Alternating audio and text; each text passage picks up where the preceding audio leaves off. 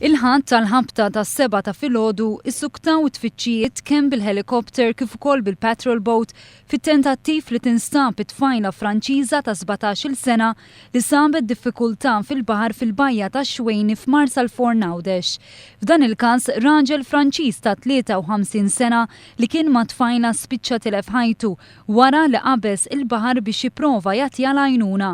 Il-baħar tant kien qawwi li firet liż-żewġ Franċiżi. Nies li kienu flakwati qalu li raġel mill-qala wkoll ipprova jagħti l-għajnuna, madankollu l-mewġ għoli ħabbat li r-raġel mal-blat tant li l-istess żawġ kellu bżonn jingħata l-kura fl-Isptar Ġenerali ta' Għawdex. Il-persuni li kienu flakwati uraw li l-Franċiżi f'diffikultà sejħu għall-għajnuna u l-membri tal-Protezzjoni Ċivili waslu ftit wara fuq il-post.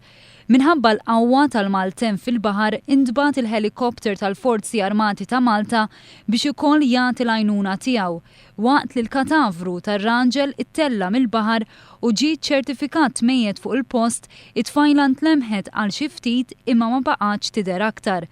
Sa dan it-tant dan ma kienx l-uniku każ matul il-ġurnata tas-Sibt li fih il-Forzi Armati ta' Malta kellha tissejjaħ biex issalva nies f'diffikultajiet. Fil-Belt Valletta, f'Taslima, f'Tinje u fir-Ramla Għawdex ġew salvati madwar 10 persuni oħra.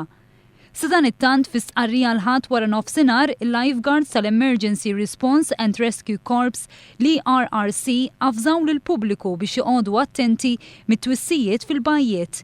Is-Sibt ħafna mill-bajjiet madwar Malta u Għawdex kellhom sinjal ta' żewġ bnadar ħomor fuq it-torri tal-lifeguards li jfisser li mhux post sikura l-lowm madankollu f'ħafna ċirkostanzi dawn ma ġewx osservati bil-konsegwenza li ħafna nies ġew bżonn l-għajnuna apparti żewġ fatalitajiet fil-Gżira Awċija.